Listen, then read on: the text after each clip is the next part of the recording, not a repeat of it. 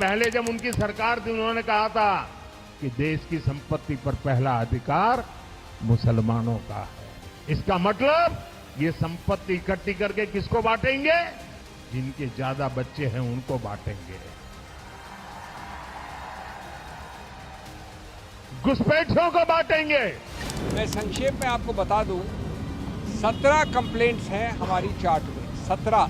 ये आवश्यक है कि जिसको हमने संवैधानिक रूप से एक पुलिसमैन बनाया है, संरक्षक बनाया है इस पर्टिकुलर क्षेत्र का, अधिकार क्षेत्र का, वो तुरंत ठोस, सही और स्पष्ट एक्शन ले। कांग्रेस पार्टी का ये डेलीगेशन अभी चुनाव आयोग से आया है बाहर।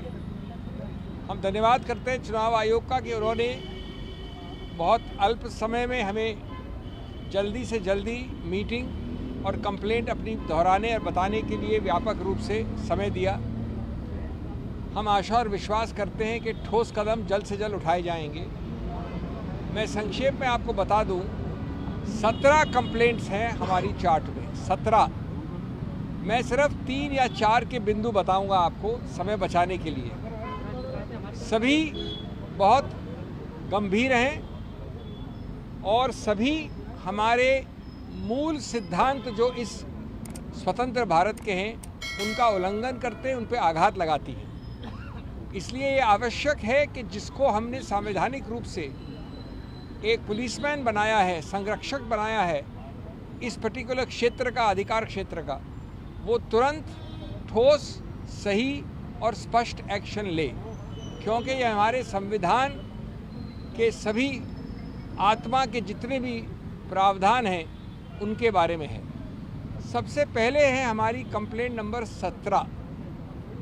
इस देश के, और मैं बहुत आदर के साथ कहता हूँ, वो हमारे प्रधानमंत्री भी हैं, इस देश के प्रधानमंत्री हैं, और मैं वास्तव में उनका आदर करता हूँ क्योंकि बहुत मुखर वक्ता हैं, प्रखर वक्ता हैं। मैं हाथ जोड़ के उनसे कहूँगा कि उन्होंने इस प्रकार का वक्तव्य कैसे दिया, नहीं देना चाहिए और चुनाव आयोग को इसके ऊपर तुरंत एक्शन लेना चाहिए। ये वक्तव्य आप सभी जानते हैं, ये उनके ऑफिशियल हैंडल पे छपा हुआ है, प्रकाशित है। ये कल परसों कैंपेन के दौरान राजस्थान में कहा गया। इसमें मैं इसको भद्दा मानता हूँ, मैं इसको दोहराऊंगा नहीं, लेकिन इसके 4-5 तत्व आपको याद दिलाऊंगा जिसको हमने पूरी तरह से चुनाव आयोग के सामने रखा।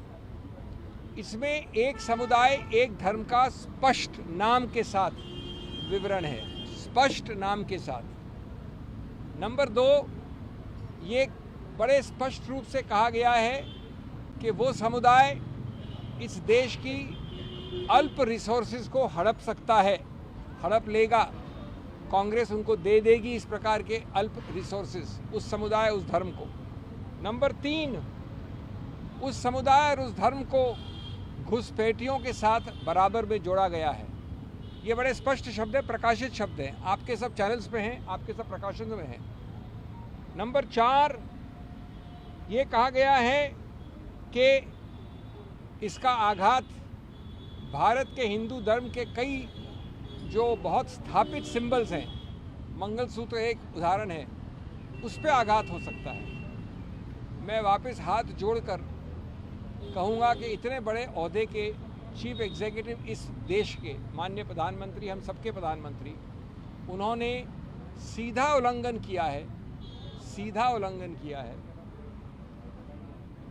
123, जो किसी रूप से धर्म के आधार पर कोई वक्तव्य अलाउ नहीं करता है चुनाव के वक्त। नंबर 2, चुनाव आयोग के बारंबार सर्कुलर्स का उल्लंघन है।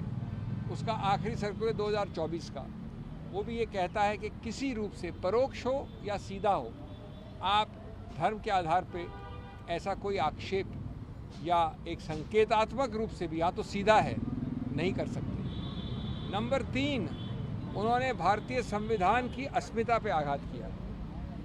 भारतीय संविधान एक गौरवशाली संविधान है जो बोम्माई केस के पहले से कहता है, पहले से, कि धर्मनिरपेक्षता, पंथ निरपेक्षता हमारे संविधान के मूल ढांचे का एक अभिन्न अंग है। मूल ढांचे का अभिन्न अंग होने का मतलब होता है कि संविधान संशोधन द्वारा भी उसको आप नहीं बदल सकते। अगर ये बात है तो आप समतल ज़मीन के लिए लेवल प्लेइंग फील्ड, गणतंत्र लोकतंत्र के लिए डेमोक्रेसी, ये सब एक अभिन्न अंग है मूल ढांचे के। आप इस प्रकार के आपसी वैमनस्य के वक्तव्यों द्वारा इसको बिल्कुल नॉन समतल, नॉन लेवल प्लेइंग फील्ड बना रहे हैं और इसका इलाज सिर्फ चुनाव आयोग के पास है। इसलिए जो आप और मैं कह रहा हूँ ये कि इसमें भारत की क्रेडिबिलिटी का सवाल है, हमारे संविधान की क्रेडिबिलिटी का सवाल है, हमारे प्रधानमंत्री के पद की क्रेडिबिलिटी का सवाल है, हमारे चुनाव आयोग के क्रेडिबिलिटी का सवाल है। इसलिए आप वो सब जो करते हैं, जो आम आदमी के विषय में करते हैं, वो प्रतिबंध आपको लगाना पड़ेगा, चाहे कोई कितना बड़ा हो, चाहे कोई कितना छोटा हो।